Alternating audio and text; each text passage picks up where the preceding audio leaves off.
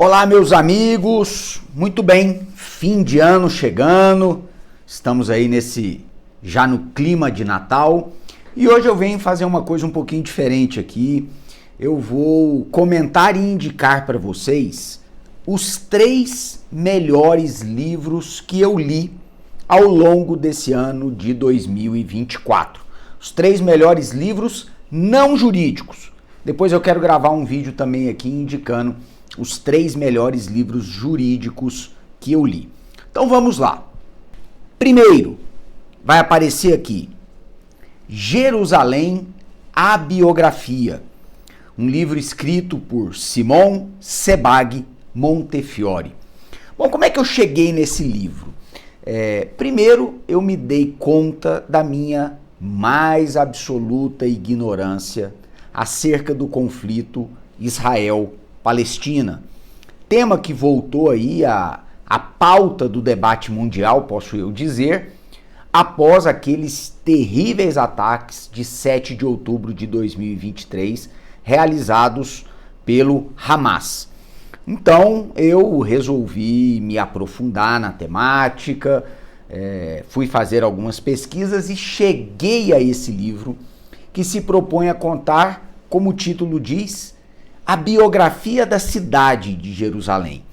O livro é incrível, é riquíssimo e ele é, para além da história da cidade, é a história da própria Palestina, é a história dos judeus, é a história dos árabes, é a história dos romanos, mas é a história também dos cristãos, é a história também dos muçulmanos, das ocupações daquela região, a mostrar a riqueza da história, a complexidade das relações entre essas diversas culturas, religiões e povos. Um livro fantástico que, para mim, talvez tenha sido o melhor livro que eu li nesse ano de 2024, Jerusalém, uma biografia.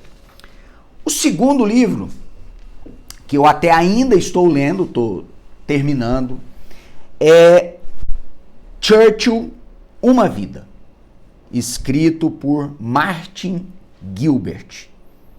Churchill, Uma Vida. É lógico, uma biografia escrita em 2 volumes sobre a vida de Winston Leonard Spencer Churchill, que, não sei se vocês sabem, mas eu sou um grande admirador, talvez pudesse dizer um grande fã mesmo do Churchill. Então eu já li muita coisa sobre o Churchill, outras biografias, mas esse livro do Martin Gilbert, para mim, é a biografia definitiva, é a melhor biografia que eu já li sobre Winston Churchill. Apanha toda a sua vida, da infância até o seu falecimento, com uma concentração muito interessante na participação do Churchill, participação decisiva nas 2 guerras mundiais, tanto a Primeira quanto a Segunda Guerra Mundial. E o livro traz histórias interessantes e deliciosas, e me ocorrem 2 aqui para comentar com vocês. Por exemplo, vocês vão ficar sabendo que o Churchill pode ser considerado um inventor, ou se não o único inventor, mas um colaborador muito importante para a invenção do tanque de guerra. Porque o Churchill, atuando em cargos importantes do Império Britânico durante a Primeira Guerra, ele estava muito ligado ali ao almirantado, à marinha, né, do Reino Unido, e ele ficou horrorizado com aquela guerra de fronteiras. E ele bolou a ideia de se criar um navio que pudesse passar por cima, um encouraçado que pudesse passar por cima daquelas fronteiras que sacrificavam milhares de vidas e a guerra não avançava. E a partir dessa ideia do Churchill surgiu o projeto do tanque de guerra, que inclusive recebeu esse nome de tanque, porque ele tinha um nome falso de projeto de tanques de água para despistar a contra-inteligência ou inteligência alemã na Primeira Guerra Mundial. Então o Churchill, se não for o responsável principal, é um dos grandes responsáveis pela invenção do tanque de guerra. E uma outra história que esse livro traz também, que é muito boa, é que eu, por exemplo, passei a minha infância, fui criado ali durante a década de 1980 e ouvia muito a história da cortina de ferro, que separava a Europa entre Europa Oriental, países de regime comunista sob influência da União Soviética, e Europa Ocidental, as democracias ditas liberais sob influência direta dos Estados Unidos. E eu não sabia que essa expressão cortina de ferro havia sido cunhada por Churchill nos estertores ali da Segunda Guerra Mundial.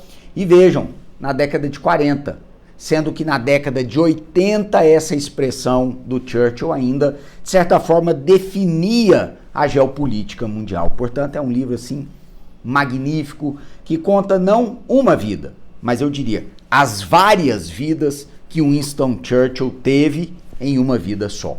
Um livro muito bom.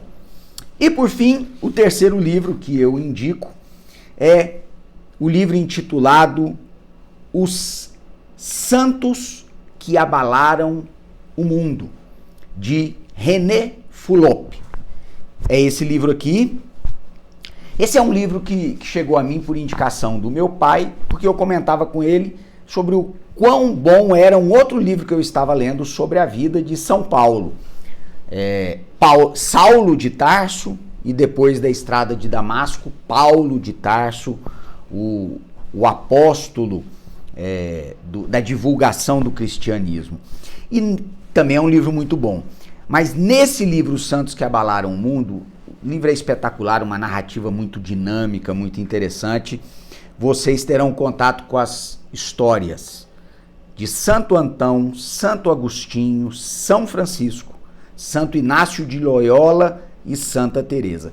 E o ponto alto para mim, das 5 histórias, são as histórias de Agostinho de Hipona, que posso dizer que foi de um jovem inconsequente, superficial e talvez até poderia dizer devasso, a se transformar na maturidade num modelo de cristão, filósofo, pensador. E também a vida de Francisco de Assis, filho da nascente e rica burguesia de Assis, que também se transforma, digamos assim, no santo do amor, que viveu, talvez mais do que qualquer um, as lições do Cristo, e de um rico filho de um rico comerciante, se transforma no Il Poverello, no pobrezinho, no santo dos pobres. Também é um livro emocionante e vale muito a leitura. Então é isso. Fiquem aí com essas 3 dicas que podem, quem sabe, servir de inspiração para que vocês façam boas leituras no ano que se avizinha. Um grande abraço a todos.